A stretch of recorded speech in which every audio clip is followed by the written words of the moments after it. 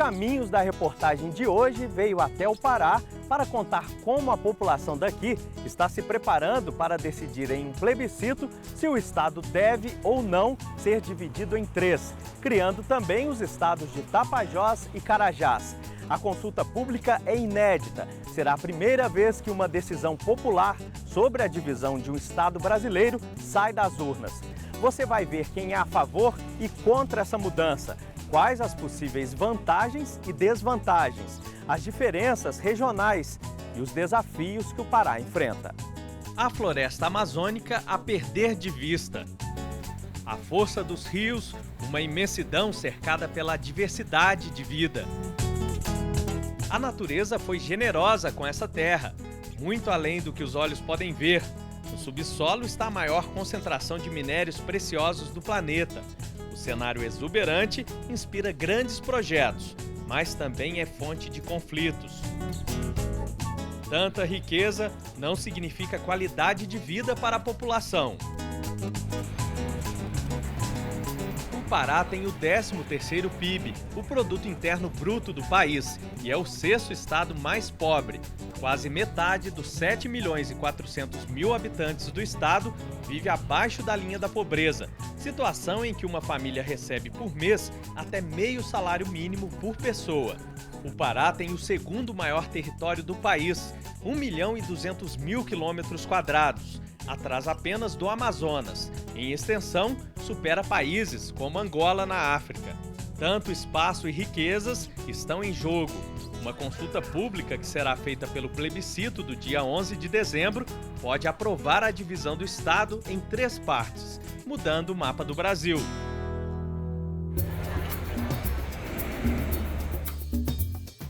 O novo Pará, ou Pará remanescente, seria mantido em uma área menor, inclusive com a capital Belém e 78 municípios. Ao oeste, dominado pela floresta amazônica, seria criado Tapajós, com 27 cidades. Santarém seria a capital. E ao sul, onde se concentra a mineração, Carajás, com a capital Marabá e 39 municípios. A ideia de desmembrar estados não é novidade. No Congresso Nacional existem pelo menos 13 projetos semelhantes que dariam origem a outras unidades da federação, como o que cria o Gurgueia, no sul do Piauí, Maranhão do Sul e o Araguaia, no norte de Mato Grosso.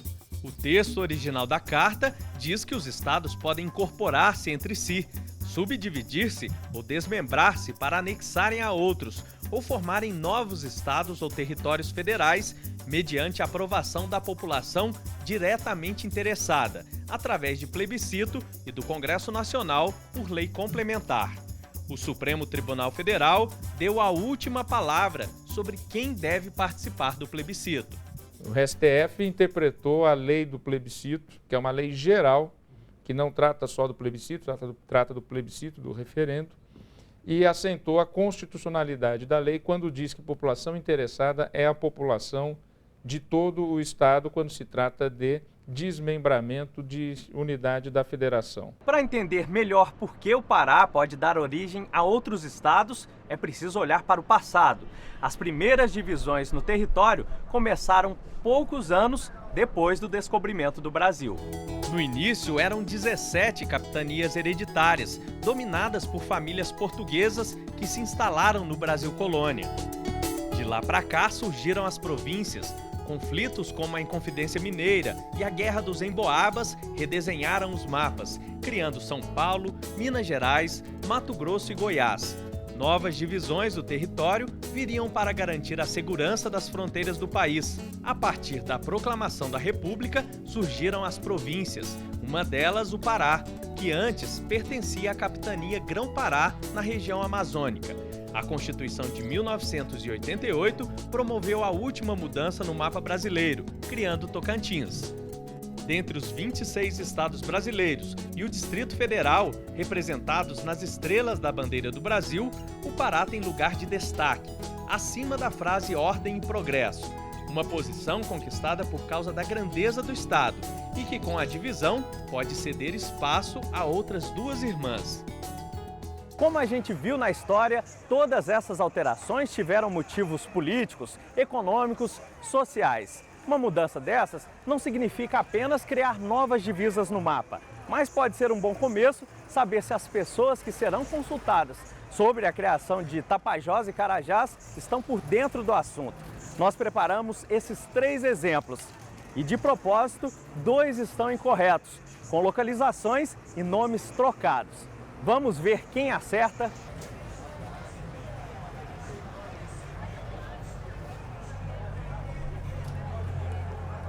É para confundir um pouco, né?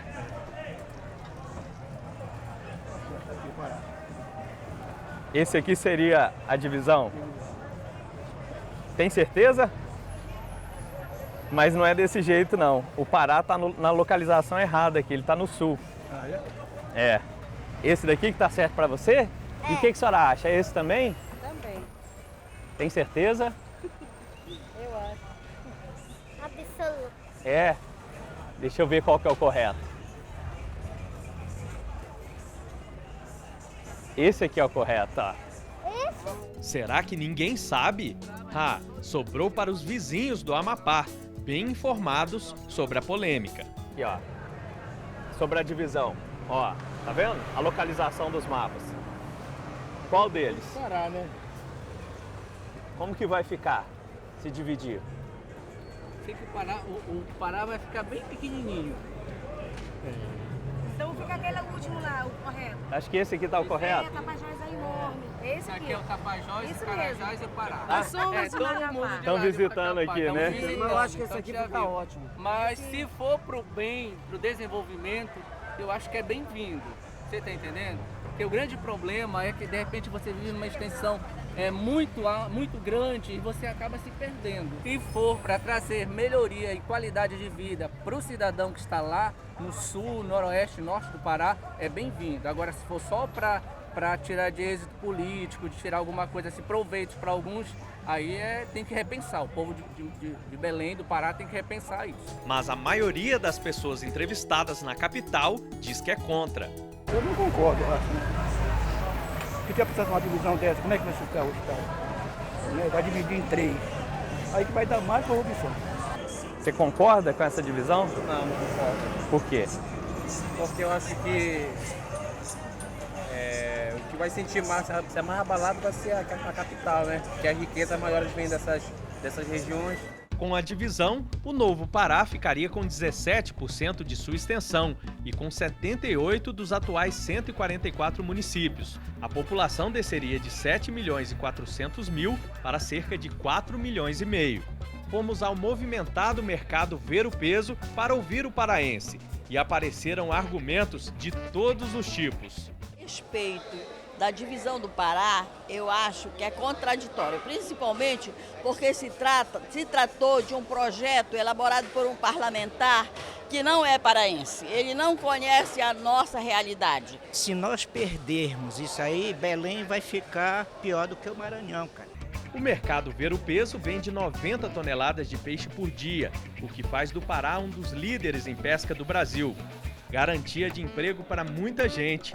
Fernando vive da pesca há quase 30 anos e tem medo do prejuízo para o seu negócio. Aqui na doca do Ver o Peso, né, onde é o nosso entreposto, né, vamos dizer assim, é comercializado diariamente em torno de 80 a 100 toneladas de pescado dia. Quando acaba a safra de uma região, já complementa, já inicia da outra, né?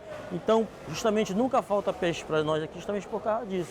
Com essa divisão, lógico que as capitais que vão ser criadas vão querer puxar para suas capitais todo esse pescado.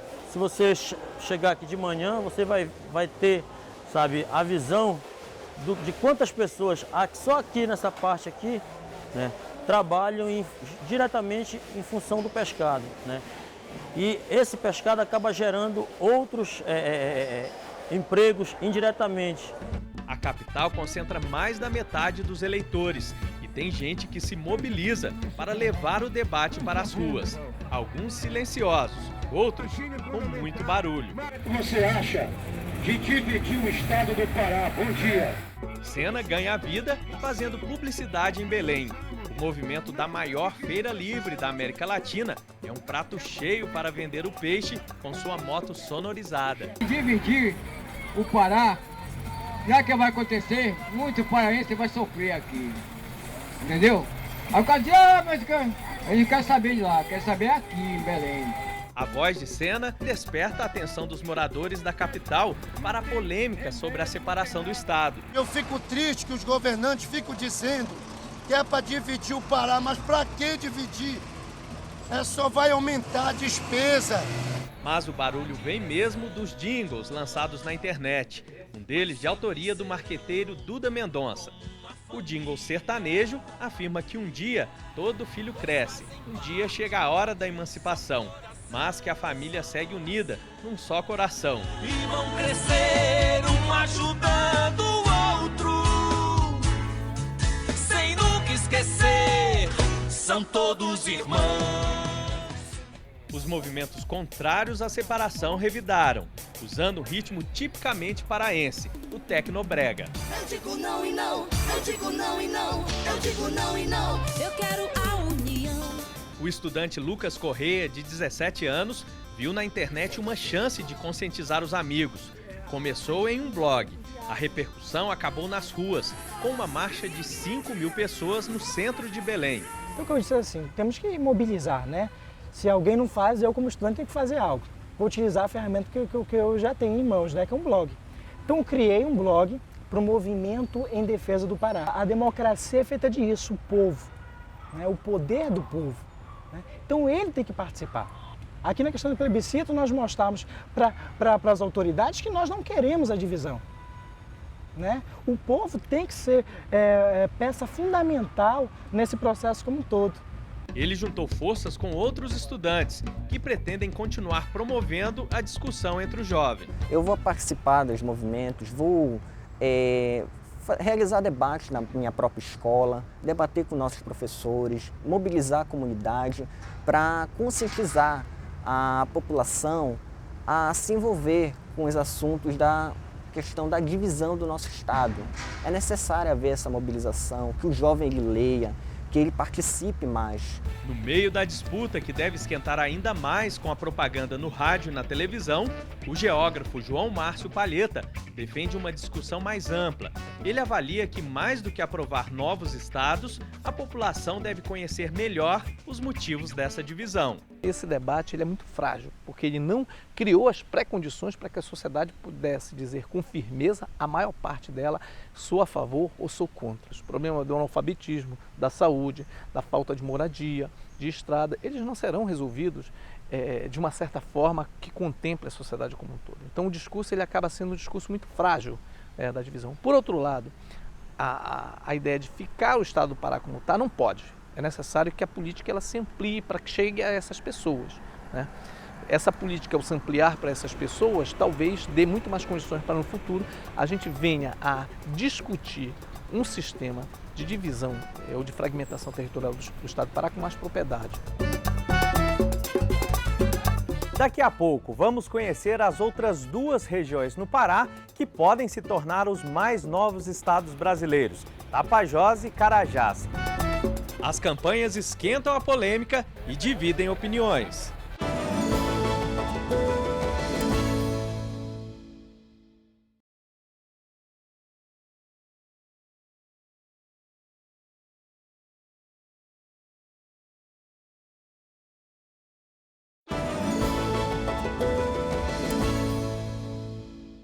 O Caminhos da Reportagem está de volta aqui do Pará para mostrar a preparação para o plebiscito no dia 11 de dezembro. Nas ruas, as campanhas esquentam o debate e dividem opiniões.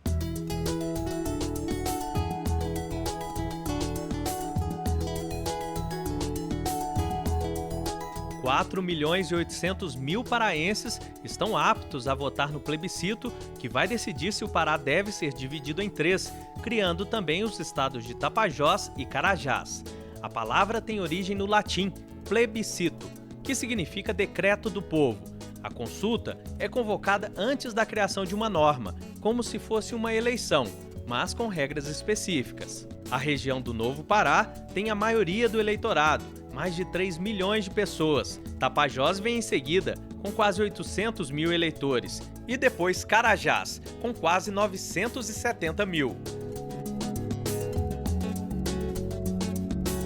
No dia 11 de dezembro, os paraenses deverão responder às seguintes perguntas.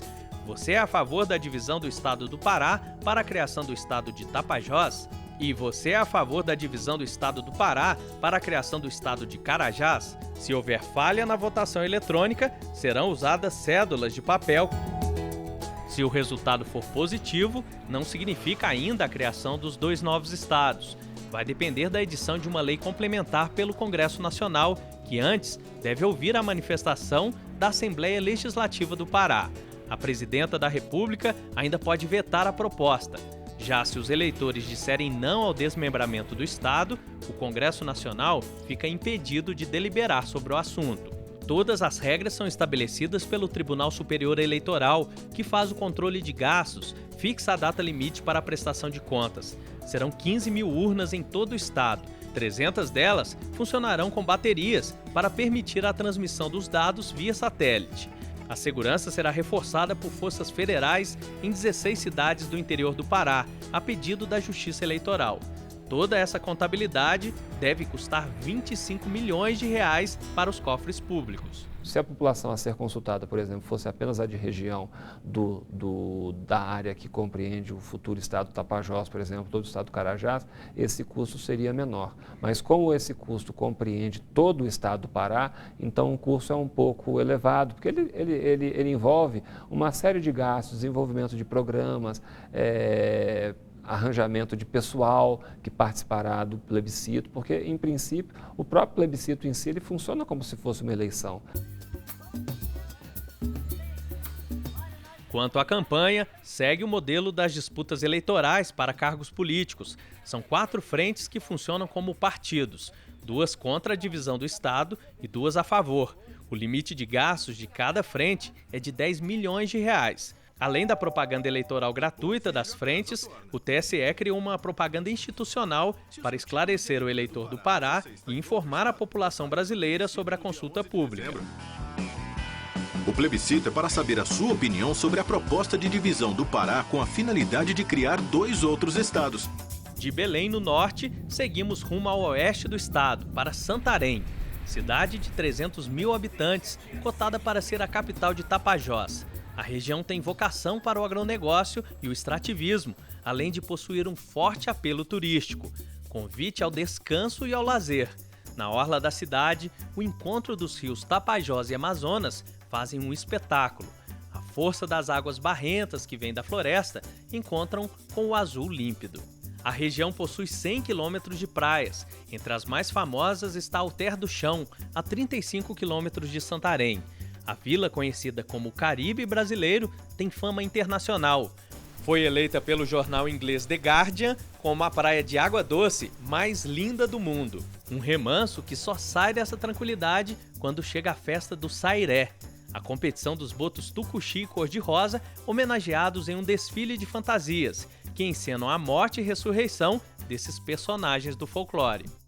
Hoje o turismo já movimenta mais do que 30 milhões, vai movimentar agora no ano de 2011. Então, só em Santarém isso aqui, entendeu? Se você colocar toda a região aqui, os 27 municípios, nós temos condições, temos viabilidade e nós acreditamos que é o maior projeto de desenvolvimento para o Brasil na atualidade é a criação do estado do Tapajós. Muitos turistas vêm de longe para conhecer essa paisagem, mas é justamente as grandes distâncias de acesso à região que trazem dificuldades para quem vive aqui. A solução desse problema é uma das promessas de quem defende a criação do estado de Tapajós. Uma ideia, nós temos alguns municípios que se relacionam com outros estados, com outras capitais, do que com a nossa, por causa da questão da distância e também essa ausência do estado. Então, o que nós queremos aí? Trabalhar para que cada vez mais nós possamos ter essas oportunidades aqui. Essa distância, ela nos prejudica e muito, essa ausência do governo. Nós temos um hospital regional para atender 27 municípios. O Pará tem características muito diferentes de outros estados. Os 20 mil quilômetros de rios funcionam como estradas. O mais comum é andar de barco. Nossa equipe entra em uma voadeira para cruzar o rio Tapajós até o lado amazônico. O barquinho voa sobre a maré agitada. No horizonte, a grandeza azul do rio se confunde com o mar. Levou quase 1 hora até a outra margem do rio Tapajós. E para chegar aqui nesse tempo de seca, quando o nível do rio está mais baixo, só com barcos pequenos como este. Uma dificuldade a mais para quem vive longe da cidade, em comunidades como essa daí que a gente vai conhecer. Na Vila Franca fomos recebidos pelo seu Domingos, 48 anos vividos nesta paz. A energia elétrica é movida a geradores e só durante o dia. Os professores vêm da cidade para dar aulas durante a semana. São 350 moradores. Eles levam uma vida para lá de calma do outro lado do rio. O problema é que algumas vezes é preciso pressa, principalmente quando o assunto é saúde. A gente tem um posto, né? Mas não tem remédio. Falta assistente técnica, um médico para estar no posto. Uma vez aí, uma copa pegou no menino, aí costamos chegar e quase o menino chegar a falecer, né? Domingos vê na separação do Pará e na criação do estado de Tapajós uma oportunidade para melhorar a vida dos ribeirinhos. A assistência pública está lá, né?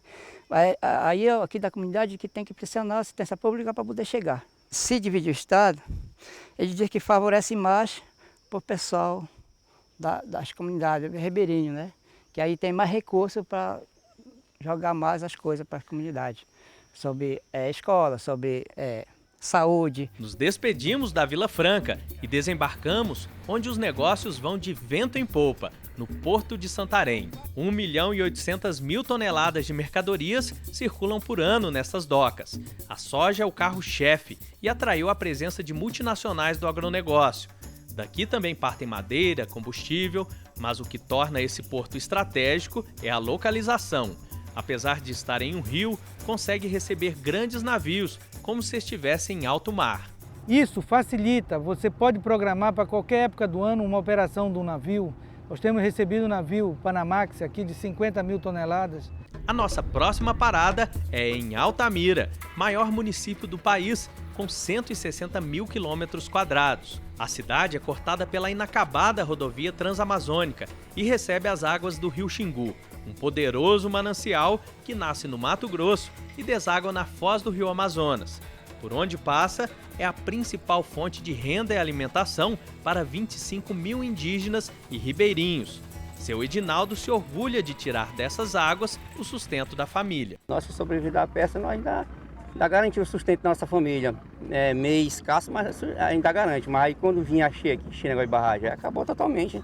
A região foi escolhida para a implantação da usina hidrelétrica de Belo Monte, um projeto que vem sendo discutido há 30 anos e só agora recebeu a aprovação ambiental do IBAMA. O empreendimento enfrenta ações judiciais. O Ministério Público Federal, autor de 12 delas, contesta o impacto, tanto para os animais e as espécies de plantas, como para as famílias que dependem do rio. Quanto vale 273 espécies de peixes que vão sumir na Volta Grande do Xingu? Quanto vale algumas dessas espécies que só existem lá e que vão desaparecer? O quanto de cura para a doença nós temos, que não são curáveis hoje ainda, nós temos na Volta Grande do Xingu, pela biodiversidade dela, que é algo magnífico e não foi estudado. E isso poderia dar muito mais divisa para o Brasil do que a pouca energia que Belo Monte vai gerar. A empresa responsável pela construção de Belo Monte é o Grupo Norte Energia, que já está no canteiro de obra. A região vai se beneficiar porque Belo Monte é um projeto estruturante. É um projeto que não só desenvolve a região propriamente, como vai atrair indústrias, vai atrair comércio, vai atrair profissionais liberais, vai atrair turismo. Na fase inicial, 1.200 trabalhadores foram contratados, como Elias, ou melhor, o Pouca Telha, apelido carinhoso que ganhou dos amigos durante o curso de capacitação. Eu trabalhar com horticultura, folha de alface, essas coisas, entendeu? Abacaxi, maracujá, essas coisas, entendeu? Mas devido ao mercado que oscila muito, aí eu fui desanimando, entendeu? Aí surgiu essas oportunidades, esses cursos que estava tendo aqui, aí eu abandonei lá e estou aqui. Porque aqui a gente tem um salário certo, né? Você já trabalha, você pode planejar a vida, você pode colocar os filhos para estudar num colégio particular, porque você sabe que todo mês você vai ter aquela renda, entendeu? Você tem como controlar a sua vida financeira.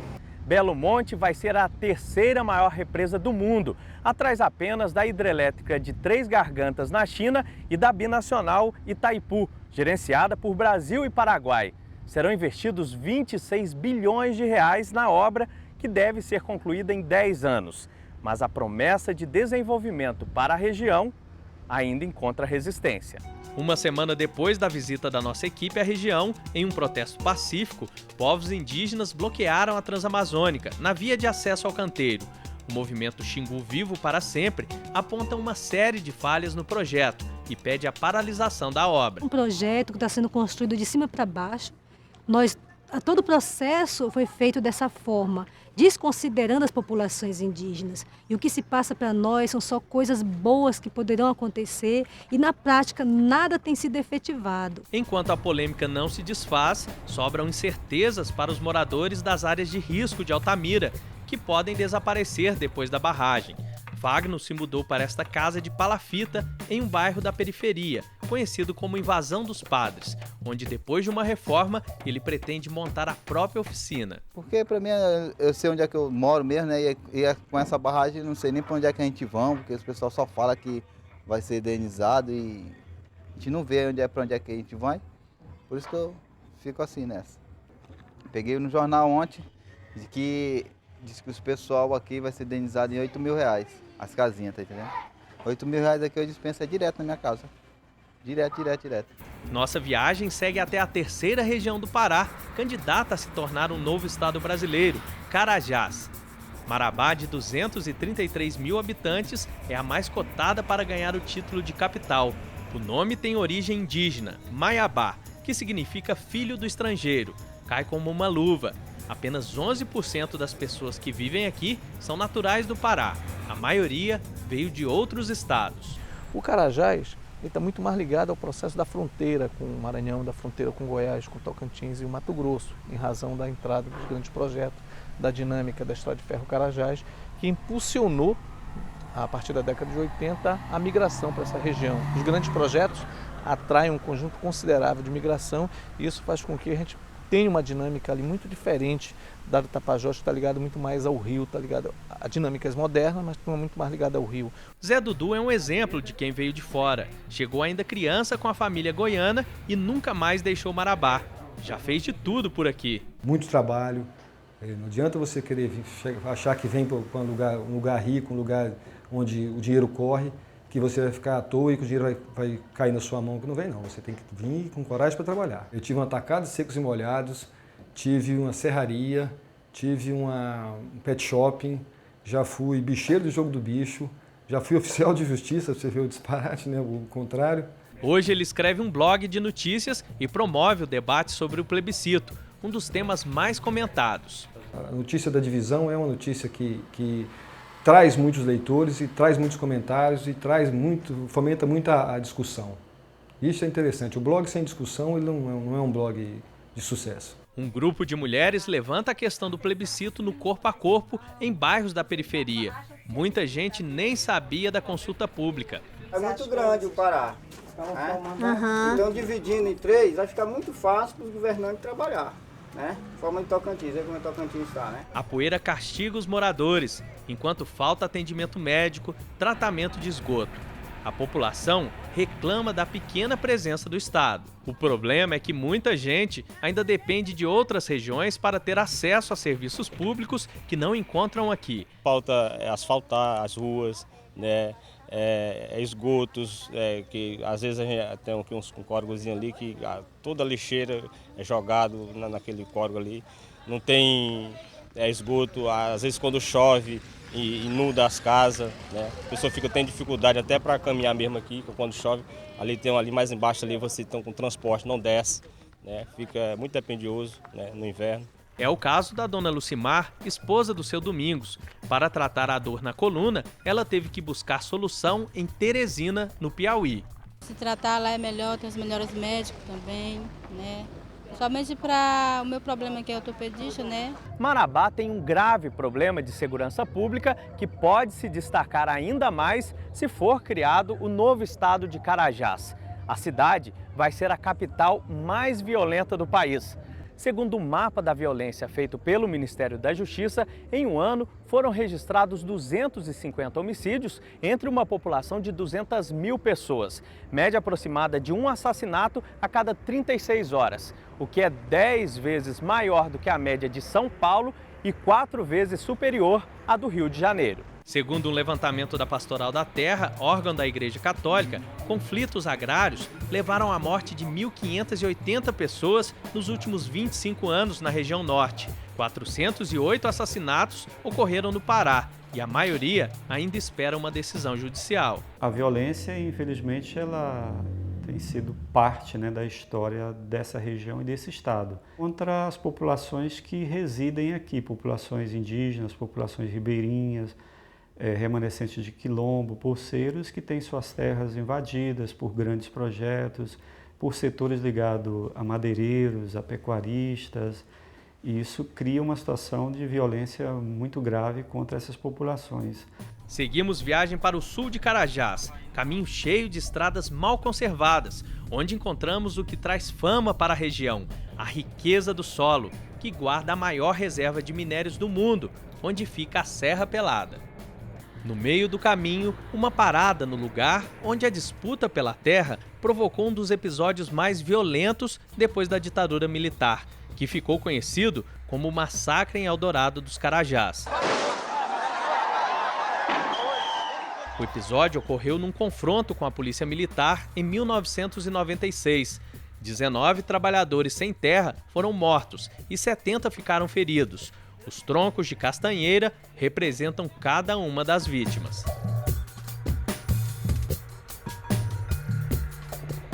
Na cidade de Curionópolis, encontramos o ponto de partida para um dos cenários mais impressionantes que explica tanto interesse por essa região, o garimpo da Serra Pelada.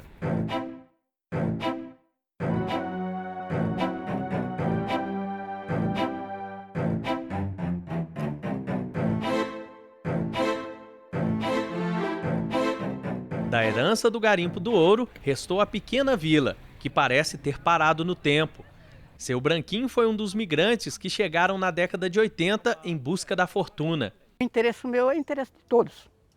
O ouro, A gente veio em busca de mais condições financeiras, Não à toa, a casinha simples fica na rua Passagem dos Garimpeiros.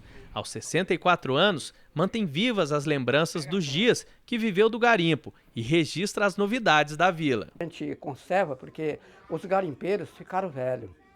E muitos deles sabem da história porque trabalharam, mas seus filhos e seus netos não tinham conhecimento dessa história.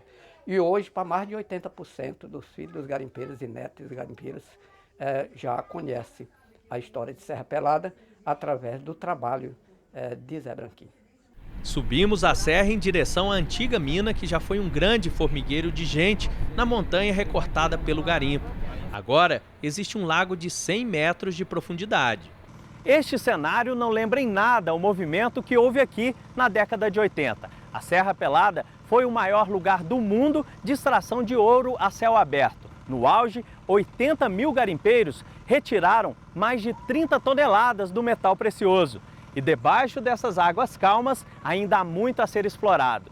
Levantamentos indicam que ainda existem 350 toneladas entre ouro, platina e paládio. Tanta riqueza atrai muitos interesses. A desocupação começou em 1992, mas a Serra Pelada pode ser reativada em breve. Desta vez, a mineração será mecanizada. Uma parceria entre uma cooperativa de 36 mil garimpeiros e uma multinacional canadense. O sorriso brilhante do seu Milhones lembra os tempos de riqueza, que podem voltar. É que nós vamos começar a produzir ouro em 2012 e vai dar para todo mundo que tem carteira da Comigás. Do ouro para o ferro, seguimos até Paraupebas, cidade que cresceu a partir de uma vila em torno da produção de minério da empresa multinacional Vale do Rio Doce. Em vez do trabalho com as mãos, máquinas. A mineração retira da montanha esculpida em degraus 100 milhões de toneladas de ferro por ano, a maior mina de ferro do mundo, além das reservas de manganês, níquel e cobre.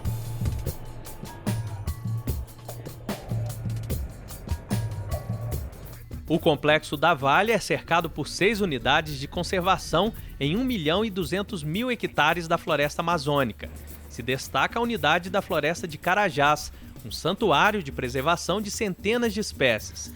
A empresa mineradora divide a responsabilidade com o Instituto Chico Mendes. Um dos trabalhos é o cuidado com os bichos apreendidos pelo IBAMA, animais ameaçados de extinção, como o gavião real, o macaco parauacu e as onças preta e pintada. No alto da serra, uma vila para funcionários é exemplo de planejamento, com casas no estilo americano, sem muros ou grades de separação, hospital, clube e toda a infraestrutura. Mas muitos que vieram em busca do emprego acabaram esbarrando no problema da falta de qualificação. Quem fica na cidade acaba na periferia. Uma das favelas ganhou o nome de bairro maranhense por causa do grande número de imigrantes dessa região. Lá não tem condição da gente viver, né, assim, porque tem condição, mas só que o salário é mais baixo, eles pagam uma mixaria, aqui eles pagam melhor, porque aqui tem muito serviço, né?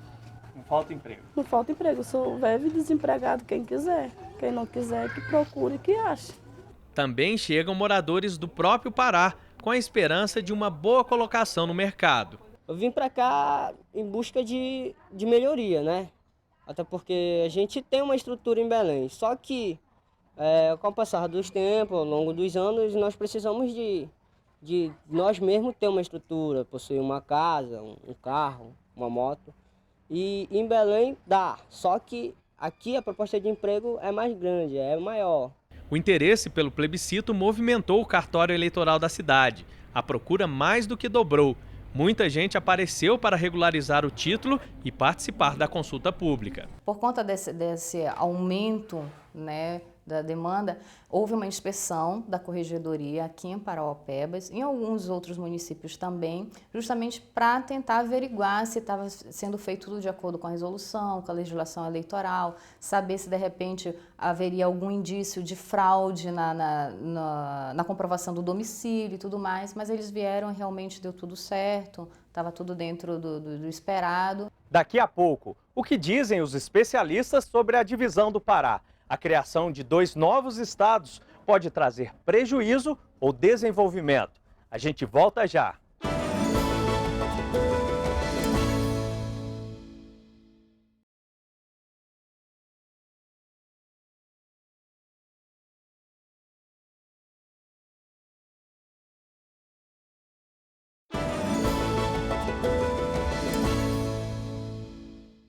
Estamos de volta com Caminhos da reportagem sobre o plebiscito que vai ser realizado aqui no Pará no dia 11 de dezembro.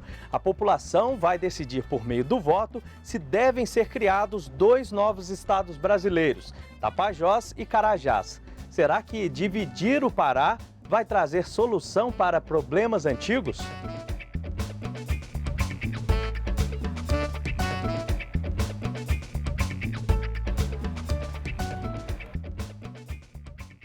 Flagrante!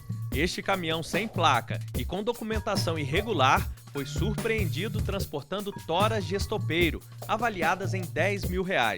O motorista não apresentou guia florestal de autorização. Estava levando para onde? Para Rondon mesmo. É madeira proibida? Ilegal essa daí? Rapaz, eu não sei, que eu não entendo de madeira, entendeu? Eu sou novato no ramo de madeira, né? Eu não posso dar informação nenhuma. Com apenas uma equipe, deslocada de Belém para trabalhar no Círio de Nazaré, a 500 quilômetros em Marabá, a Polícia Rodoviária Federal ficou só nesta apreensão. Eram mais 6 caminhões como este, que escaparam do cerco. Foi notado a presença de outros veículos também trafegando dessa maneira durante a noite aí, com muita madeira. Infelizmente, o efetivo era pequeno, não deu para a gente abordar mais veículos.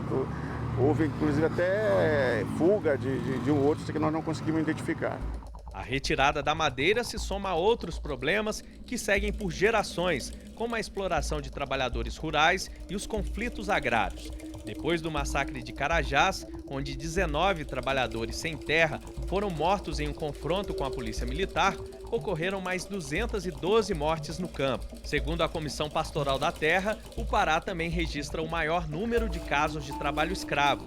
11 mil pessoas foram resgatadas nessa situação desde 1995, quando foi criada a equipe de fiscalização do Ministério do Trabalho. A população que chega para cá, ela vem motivada pela propaganda de grandes projetos que estão sendo instalados aqui.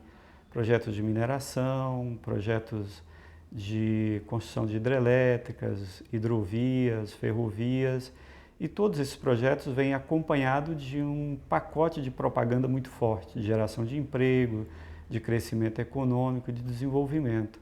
Isso atrai para cá milhares de famílias em busca do trabalho, do emprego prometido. Chegando aqui, não encontrando esse trabalho, esse emprego, que geralmente as famílias que migram são famílias pobres, que não têm uma qualificação para disputar um emprego nesses grandes investimentos, essas famílias acabam sendo vítimas da violência na periferia das cidades ou numa ocupação urbana. Então, Marabá, por exemplo, é uma das cidades mais violentas do país. E, sem dúvida, talvez a cidade mais violenta do estado do Pará. Atualmente, 809 pessoas estão ameaçadas de morte no estado. No sul, a 50 quilômetros de Marabá, evita-se até tocar no assunto neste acampamento de trabalhadores sem terra. Com o desemprego na cidade, 200 famílias entraram em propriedades particulares. Seu Vicente diz que essa foi a alternativa para mais de 600 pessoas que se instalaram aqui. A terra não é muito apropriada, mas a necessidade a gente faz, né? Porque o latifúndio já passou isso aqui. Jogou veneno, ele joga veneno aqui de avião. Todos trabalham a terra, dividem a colheita e os sonhos. Pois melhore a situação das condições de vida para os trabalhadores. Como todos aqui tem um sonho de ter o seu pedacinho de terra, onde possa plantar, onde possa colher, tá? Eu fui mais um desses, tá? E quis fugir da cidade, certo? Para a rua, para o interior, para a roça, tá? Para mim ter essa liberdade. Mas convivem com o medo. Se eu chegar a falar mal de um madeireiro, eu tenho que pegar minha família e sair fora. A insegurança tem justificativa. Casos como o da missionária americana Dorothy Stang, morta com 6 tiros no dia 12 de fevereiro de 2005, em Anapu, no interior do Pará, ainda estão presentes na lembrança. A irmã Dorothy, como era conhecida, militava há 20 anos em defesa dos trabalhadores e contra a grilagem de terras.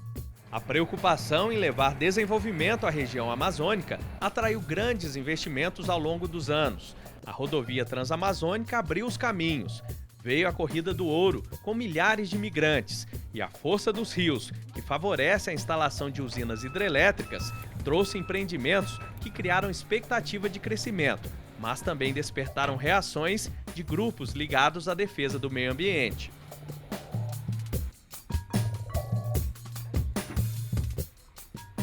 Às margens do rio Tocantins, a 20 quilômetros de Marabá, a comunidade Espírito Santo vive um momento de insegurança por estar no caminho de um desses grandes projetos.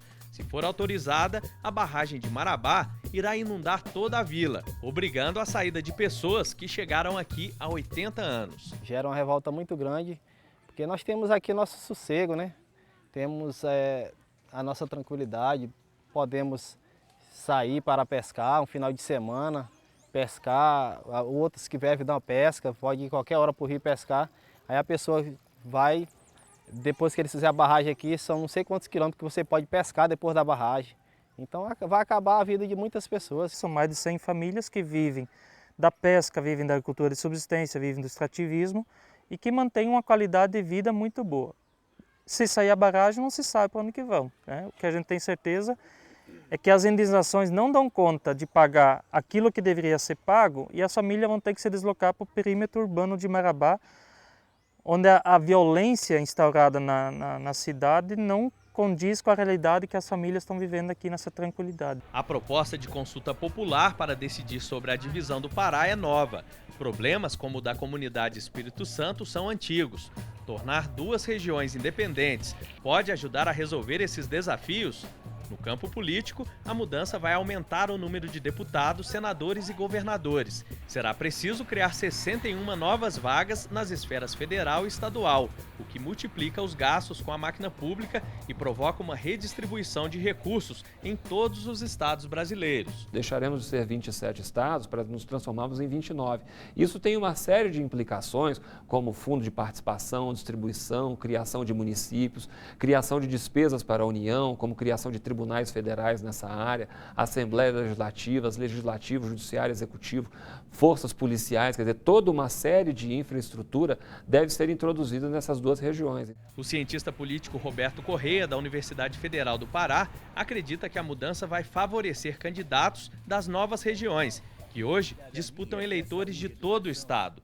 Quando você faz uma radiografia disso, você vai ver aqueles que vão ter possibilidade de ser governador, senador.